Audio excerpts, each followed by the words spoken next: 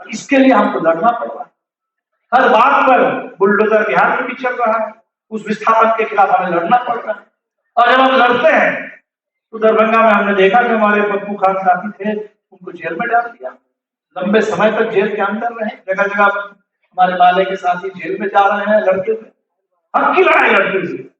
जो सरकार की घोषित नीति है, उस नीति को अमली जमा पहनाने के लिए, उस नीति को जमीन पर लागू करवाने के लिए लड़ते हुए हम दमन भी झेल रहे हैं। कोई बात नहीं, हम झेलेंगे, हम झेलेंगे, लेकिन लड़ेंगे, लड़ते रहेंगे और लड़ते हुए तो सारा हक हम हासिल करेंगे, सारे हक हासिल करके। तो बड़ी लड़ाई है। बिहार के अंदर भी सरकार बन गई है, बदली है, भाजपा नहीं है साफ साफ सामने, अच्छी बात है। भाजपा को हम भी चाहते थे कि बाहर रखा जाए, लेकिन जो हमारे हक की लड़ाई है, वो लड़ाई हम किसी के पास से भी गिरने नहीं रखेंगे। वो लड़ाई हमेशा आगे बढ़ेगी, हर बात पर, हर अधिकार के लिए, हर हक के लिए। वो जमीन का हो, भोजन का सवाल हो, रोजगार का सवाल हो, पक्का मकान का सवाल हो, स्कूल का सवाल हो, अस्पताल का सवाल हो, हर सवाल पर, क्योंकि हम किसी से भीख नहीं मांग रहे, हम अपना हक मांग रहे हैं। जो हक बाबा साहब अम्बेडकर ने जब संविधान लिखा था, वो संविधान एक हक का दस्तावेज है। वो संविधान हमें हक देता है कि लड़ो। वो संविधान गारंटी नहीं करता, वो गारंटी नहीं कर देता है कि आपको सब मिल गया मिल गया। बाबा साहब ने कभी नहीं कहा कि संविधान हो गया, सब हो गया चुप रहो, नहीं। संविधान और संविधान के साथ साथ वो कहते हैं कि शिक्षित बनो, संघर्ष करो, संगठित हो। तो संविधान आपको हक देता है शिक्षा पाने के लिए, संविधान आपको हक देता है संघर्ष करने के लिए, संविधान आपको हक देता है संगठन खड़ा करने के लिए, संगठित होने के लिए। और ये हमारा संगठन, ये हमारा संघर्ष, ये हमारी शिक्षा ही असली चीज है जो हमें आगे बढ़ाने के लिए मजबूत बनाता है। इसलिए आज वो संविधान खुद खतरे में, खुद खतरे में।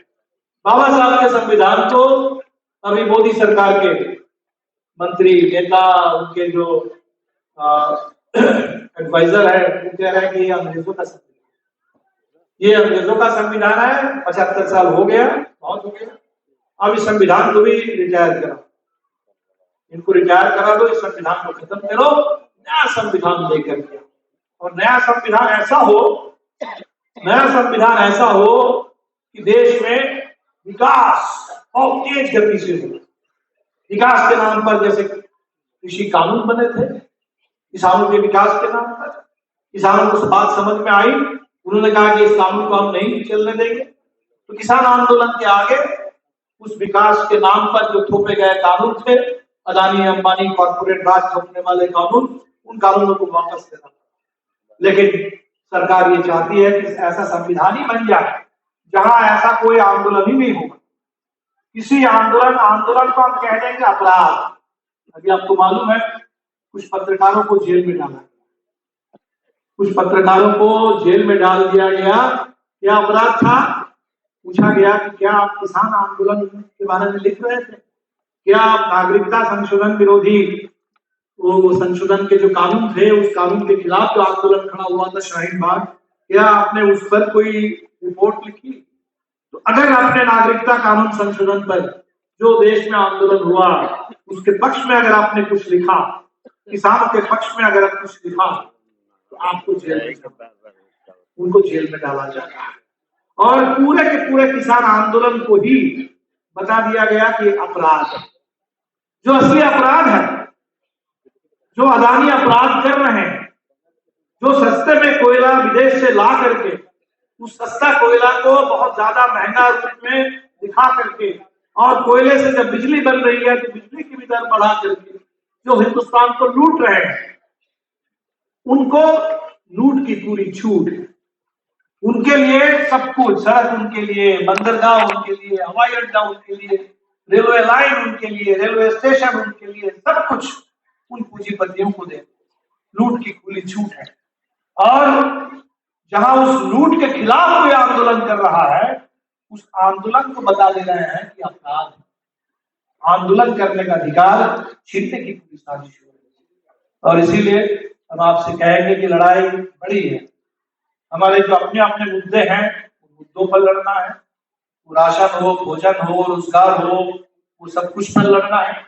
लेकिन लड़ने का जो हमारा हक है, और ये हक देने वाला जो संविधान है, वो संविधान अगर खुद खतरे में होगा तो हम लड़ेंगे कहाँ?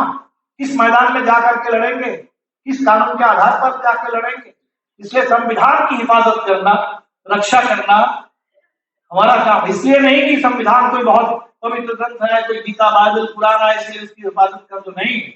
वो एक ऐसा दस्तावेज है जो काम का है हमारे लिए सबसे ज्यादा, क्योंकि संविधान है तभी हमारी आवाज है, तभी जाकर के हम लड़ते हैं, बोलते हैं, हमारा हक मिलता है। और इसलिए इसको भी अपनी लड़ाई, वो संविधान भी जैसे मनरेगा कानून की लड़ाई अपनी लड़ाई है, उसी तरह से संविधान की रक्षा की लड़ाई भी अपनी लड़ाई है।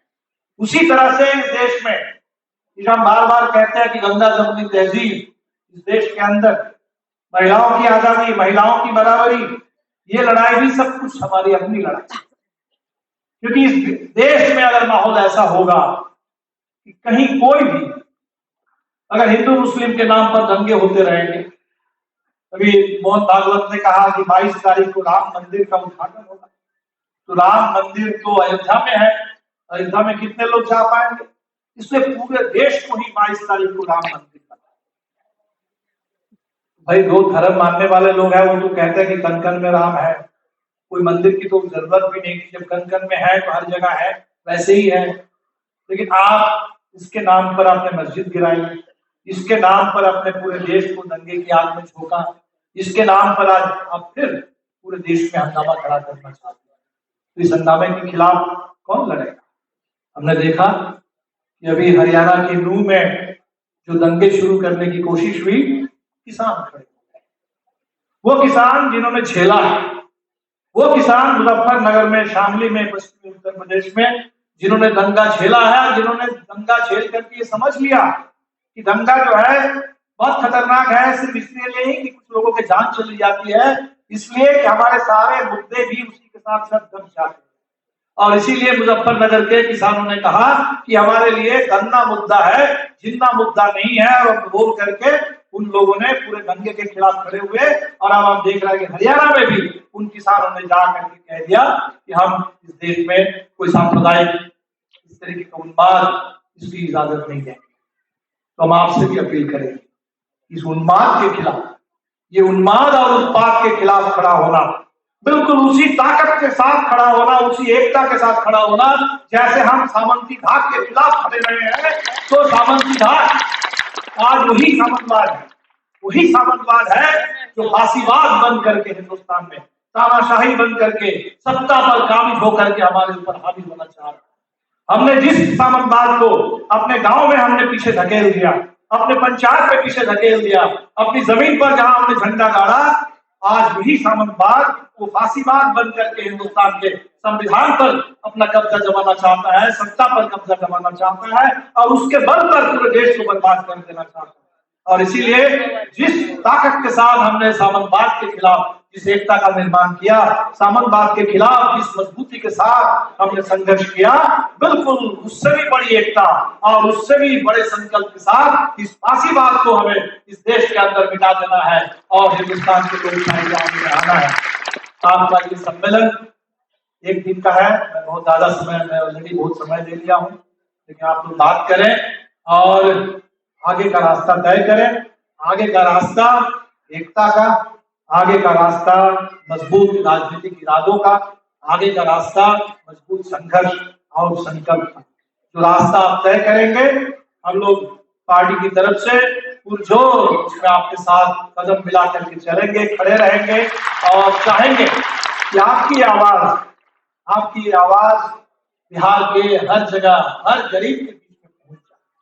ये सिर्फ माले के गरीबों का संगठन है, ये बिहार के गरीबों का संगठन बन जाए। ये हमें ये माले के अंदर कितने गरीब है इसकी गिनती नहीं करनी है, हमें उन तमाम गरीबों के बीच में जाना है जो गरीब अभी भी संगठित नहीं है, जो अभी भी इधर उधर भटक रहे हैं, जो अभी भी इधर उधर झंडे में चले जा रहे हैं, जहां आरएसएस वाले जाकर के घुसपैठ कर रहे हैं, जहां जाकर के लोगों को भड़काया जा रहा है, इजराइल के पक्ष में खड़ा कर दिया जा रहा है, फिलिस्तीन के नाम पर भड़काया जा रहा है, जहां दंगे फसाद में रामनवमी के नाम पर हमारे नौजवानों को जुलूस में फंसाया जा रहा है, उन तमाम गरीबों के बीच में हमारी पहुंच बने और उन सबको हम बिल्कुल संगठित कर पाए।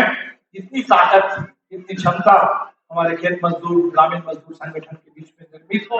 आप इसके योद्धा हैं, आपको सलाम, आपका सम्मेलन।